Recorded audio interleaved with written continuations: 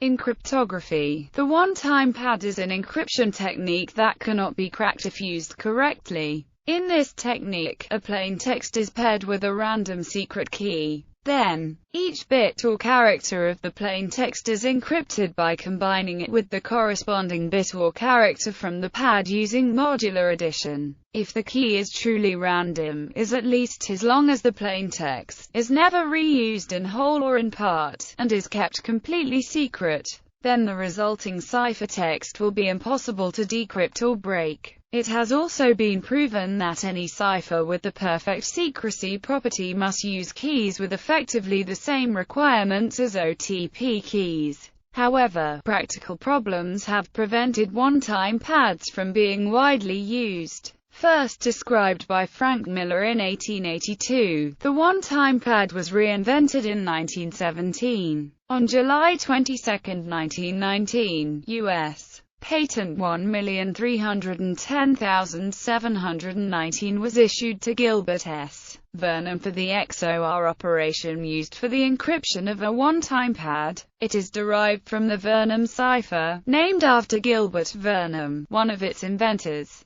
Vernon's system was a cipher that combined a message with a key read from a punched tape. In its original form, Vernon's system was vulnerable because the key tape was a loop, which was reused whenever the loop made a full cycle. One-time use came later, when Joseph Malborgner recognized that if the key tape were totally random, then cryptanalysis would be impossible. The pad part of the name comes from early implementations where the key material was distributed as a pad of paper, so that the top sheet could be easily torn off and destroyed after use. For ease of concealment, the pad was sometimes reduced to such a small size that a powerful magnifying glass was required to use it. The KGB used pads of such size that they could fit in the palm of one's hand, or in a walnut shell. To increase security, one-time pads were sometimes printed onto sheets of highly flammable nitrocellulose, so that they could be quickly burned after use.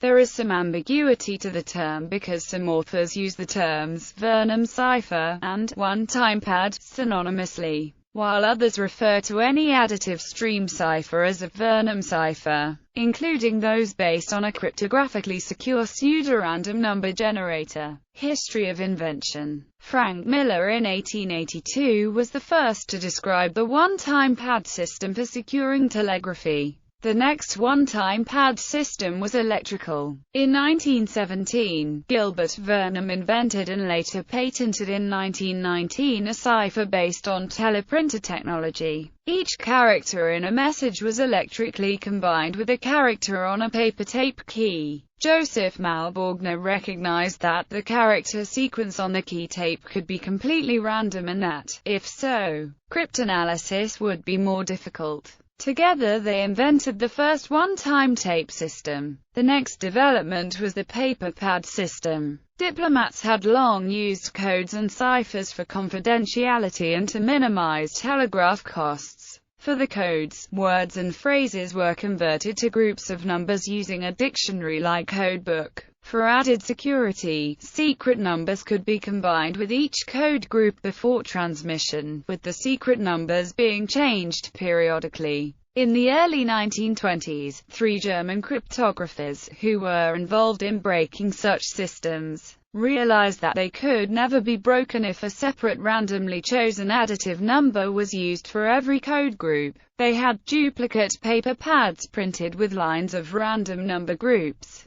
Each page had a serial number and 8 lines. Each line had 6 5-digit numbers. A page would be used as a worksheet to encode a message and then destroyed. The serial number of the page would be sent with the encoded message. The recipient would reverse the procedure and then destroy his copy of the page. The German Foreign Office put this system into operation by 1923. A separate notion was the use of a one-time pad of letters to encode plaintext directly as in the example below. Leo Marx describes inventing such a system for the British Special Operations Executive during World War II, though he suspected at the time that it was already known in the highly compartmentalized world of cryptography, as for instance at Bletchley Park. The final discovery was by Claude Shannon in the 1940s, who recognized and proved the theoretical significance of the one-time pad system. Shannon delivered his results in a classified report in 1945, and published them openly in 1949. At the same time, Vladimir Kotelnikov had independently proven absolute security of the one-time pad. His results were delivered in 1941 in a report that apparently remains classified.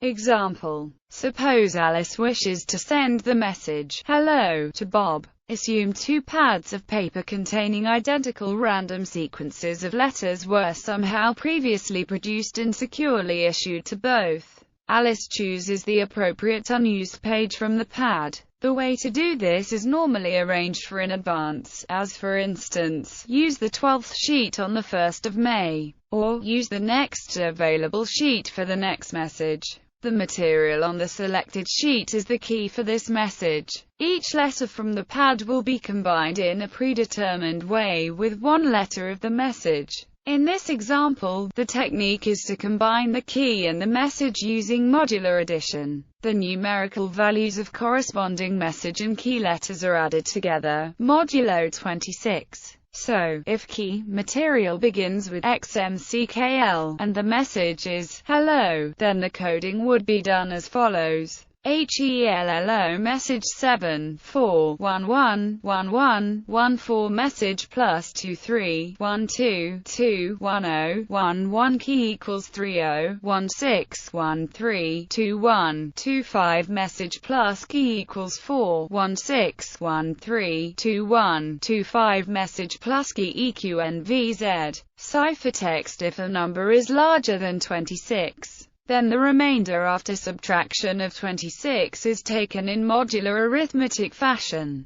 This simply means that if the computations go past Z, the sequence starts again at A. The ciphertext to be sent to Bob is thus EQNVZ. Bob uses the matching key page in the same process but in reverse, to obtain the plaintext. Here the key is subtracted from the ciphertext, again using modular arithmetic. EQNVZ ciphertext 416132125 ciphertext 2312210111 key equals -194111114 ciphertext key equals 74111114 ciphertext key HELLO message similar to the above. If a number is negative, then 26 is added to make the number 0 or higher. Thus Bob recovers Alice's plaintext, the message "hello." Both Alice and Bob destroy the key sheet immediately after use, thus preventing reuse and an attack against the cipher. The KGB often issued its agents one-time pads printed on tiny sheets of flash paper,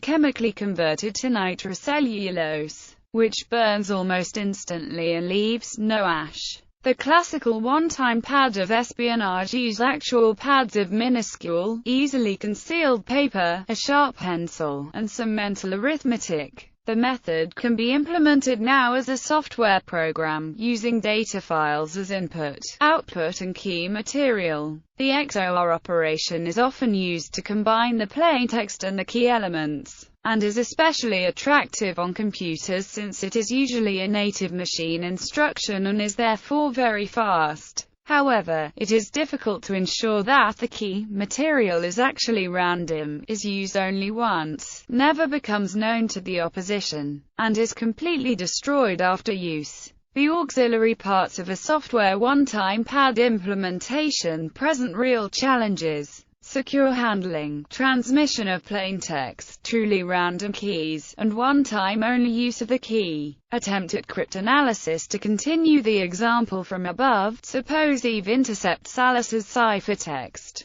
EQNVZ. If Eve had infinite time, she would find that the key XMCKL would produce the plaintext hello, but she would also find that the key TQURI would produce the plaintext later, an equally plausible message. 416132125 ciphertext -19162017 8 possible key equals -15 0 -7417 ciphertext key equals 11019417 ciphertext key. In fact, it is possible to decrypt out of the ciphertext any message whatsoever with the same number of characters, simply by using a different key. And there is no information in the ciphertext which will allow Eve to choose among the various possible readings of the ciphertext. Perfect secrecy.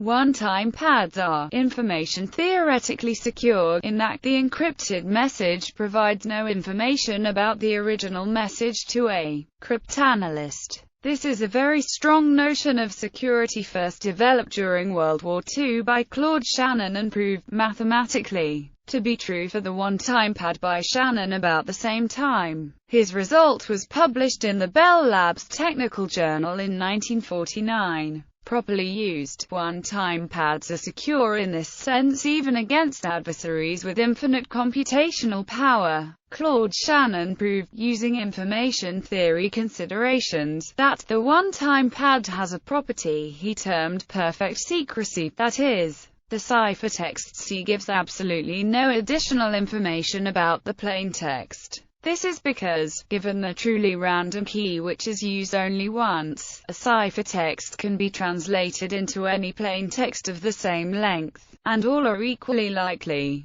Thus, the a priori probability of a plaintext message M is the same as the a posteriori probability of a plaintext message N given the corresponding ciphertext. Mathematically, this is expressed as H equals H, where H is the entropy of the plaintext and H is the conditional entropy of the plaintext given the ciphertext C. Perfect secrecy is a strong notion of cryptanalytic difficulty. Conventional symmetric encryption algorithms use complex patterns of substitution and transpositions. For the best of these currently in use, it is not known whether there can be a cryptanalytic procedure which can reverse these transformations without knowing the key used during encryption. Asymmetric encryption algorithms depend on mathematical problems that are thought to be difficult to solve, such as integer factorization and discrete logarithms. However, there is no proof that these problems are hard, and a mathematical breakthrough could make existing systems vulnerable to attack. Given perfect secrecy, in contrast to conventional symmetric encryption, OTP is immune even to brute force attacks. Trying all keys simply yields all plaintexts, all equally likely to be the actual plaintext. Even with known plaintext, like part of the message being known, brute force attacks cannot be used, since an attacker is unable to gain any information about the parts of the key needed to decrypt the rest of the message. The parts that are known will reveal only the parts of the key corresponding to them, and they correspond on a strictly one-to-one basis. No part of the key is dependent on any other part. Problems. Despite Shannon's proof of its security, the one-time pad has serious drawbacks in practice because it requires truly random one-time pad values, which is a non-trivial requirement. See pseudo-random number generator. Secure generation and exchange of the one-time pad values, which must be at least as long as the message. Careful treatment to make sure that it continues to remain secret, and is disposed of correctly, preventing any reuse in whole or part, hence one-time. See data remanence for a discussion of difficulties in completely erasing computer media. One-time pads solve few current practical problems in cryptography. High-quality ciphers are widely available, and their security is not considered a major worry at present. Such ciphers are almost always easier to employ than one-time pads. The amount of key material which must be properly generated and securely distributed is far smaller, and public key cryptography overcomes this problem. Key distribution, because the pad, like all shared secrets, must be passed and kept secure, and the pad has to be at least as long as the message. There is often no point in using one-time padding, as one can simply send the plain text instead of the pad. However, once a very long pad has been securely sent, it can be used for numerous future messages, until the sum of their sizes equals the size of the pad.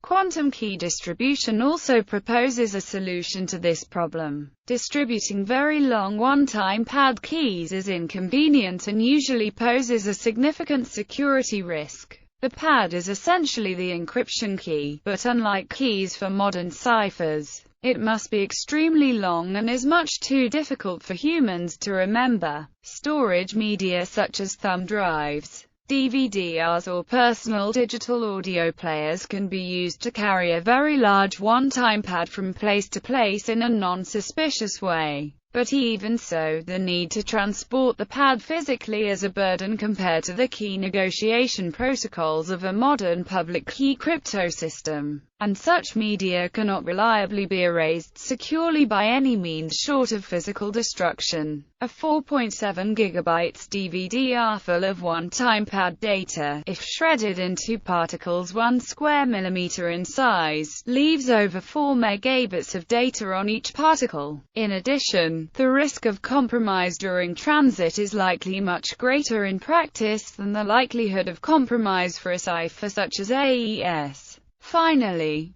the effort needed to manage one-time pad key material scales very badly for large networks of communicants. The number of pads required goes up as the square of the number of users freely exchanging messages. For communication between only two persons, or a star network topology, this is less of a problem. The key material must be securely disposed of after use, to ensure the key material is never reused and to protect the messages sent. Because the key material must be transported from one endpoint to another, and persist until the message is sent or received, it can be more vulnerable to forensic recovery than the transient plain text it protects. Authentication is traditionally used. One-time pads provide no message authentication, the lack of which can pose a security threat in real-world systems. The straightforward XORing with the key stream, or the use of any invertible function known to the attacker, such as Mod 26 addition,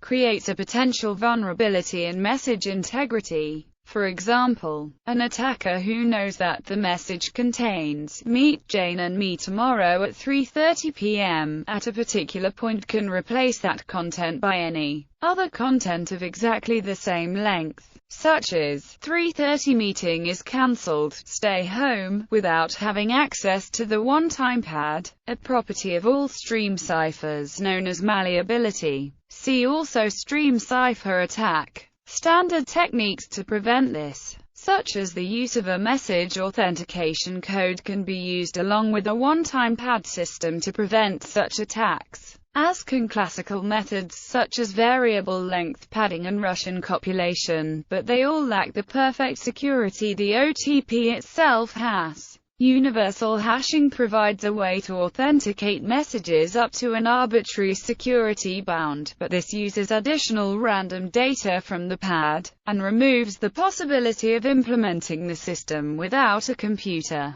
True randomness. High-quality random numbers are difficult to generate. The random number generation functions in most programming language libraries are not suitable for cryptographic use. Even those generators that are suitable for normal cryptographic use, including dev random and many hardware random number generators, make some use of cryptographic functions whose security is unproven. In particular, one-time use is absolutely necessary. If a one-time pad is used just twice, simple mathematical operations can reduce it to a running key cipher. If both plaintexts are in a natural language, then, even though both are secret, Each stands a very high chance of being recovered by heuristic cryptanalysis, with possibly a few ambiguities. Of course, the longer message can only be broken for the portion that overlaps the shorter message, plus perhaps a little more by completing a word or phrase. The most famous exploit of this vulnerability occurred with the Venona project.